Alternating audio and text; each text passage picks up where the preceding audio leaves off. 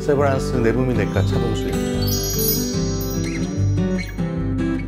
당뇨는 혈당이 높아서 그 피 속에 있는 당이 소변으로 나오는 당뇨가 생기는 병을 말합니다. 조금 높을 때는 문제가 없는데 평균 한 200 정도 이상 올라가면 그때부터 소변으로 당이 나오게 됩니다. 그 상태를 우리가 당뇨병이라고 이야기하죠. 우리나라의 경우 당뇨병 그 발생 평균 나이는 50세예요. 그런데 보통 우리가 당뇨가 생기면 그 전 단계가 있어요. 보통 5년 내지 10년 정도. 또 그 전에 한 5년 내지 10년 정도에 뭔가 문제가 시작되는 거죠. 가장 많은 건 아마도 비만일 거예요. 살이 찌는 거. 결국 많이 분비된 인슐린에 의해서 조금 허기감을 느끼게 되고 그런 걸 통해 가지고 자꾸 살이 찌기가 쉽습니다. 우리가 보통 그냥 일상의 그 음식을 먹을 때에 비해서 배가 고프면 굉장히 음식이 맛있듯이 약간의 공복감이나 허기감 이런 것들이 자꾸 뭘 먹게 만들고 그게 2차적으로 다시 또 체중 증가를 유발하게 됩니다. 혈당이 높다는 말은 결과적으로 인슐린이라는 호르몬이 제대로 에너지 관리를 잘 못하는 상태, 그걸 당뇨병이라고 이야기합니다. 즉, 내 몸에서 에너지가 원활하게 이용이 되지 않기 때문에 늘 그 피곤하죠. 조금만 일해도 피곤하고 자고 싶고 늘어지고 이런 전신 무력감이 가장 흔한 증상이라고 할 수 있습니다. 당뇨병의 원인은 유전적인 요인도 있고 환경적인 요인도 있고 사람마다 매우 다양하지만 진단은 굉장히 간단해요.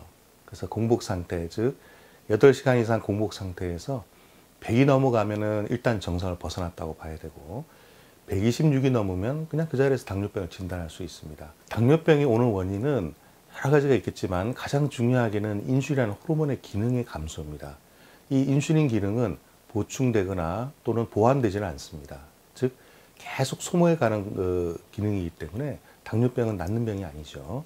그래서 처음부터 어떻게 보면 평생 동안 적극적인 생활 습관 관리를 하면서 필요하다면은 경구약이라든지 또는 인슐린이랑 같은 주사제를 사용해서 적극적으로 관리해야 합니다. 당뇨가 있는 사람들은 일반적으로 췌장, 간 이런 것들이 보통 암이 한 3배 이상 많이 생기는 걸로 되어 있습니다. 즉, 그 인슐린이 췌장에서 나와서 췌장암이 많은 게 아니고 이 당뇨병이라는 병 자체가 비만이라든지 인슐린의 작용 이런 거랑 관련되어 있기 때문에 간과 췌장에 암이 많이 생기는 겁니다. 당뇨병이 생기기 쉬운 가장 많은 가능성은 가족력이라고 보면 될 거예요. 우리가 보통 이제 일촌이라고 이야기하면 부모, 형제, 자식입니다. 따라서 일촌에 당뇨병의 가족력이 있다. 그러면 일단은 경계를 하는 게 좋겠고, 만약 그런 이제 직계 가족에 당뇨병이 없다 하더라도 내가 그 쭉 살아오는 과정에서 좀 상황에 맞지 않게 체중이 는다든지 이럴 때는 이거 뭔가 문제가 있다 한번 점검해 볼 필요가 있습니다. 당뇨병은 흔히 그 노인병으로 알려져 있지만 꼭 그렇지는 않는 것 같습니다. 중년의 병이고요.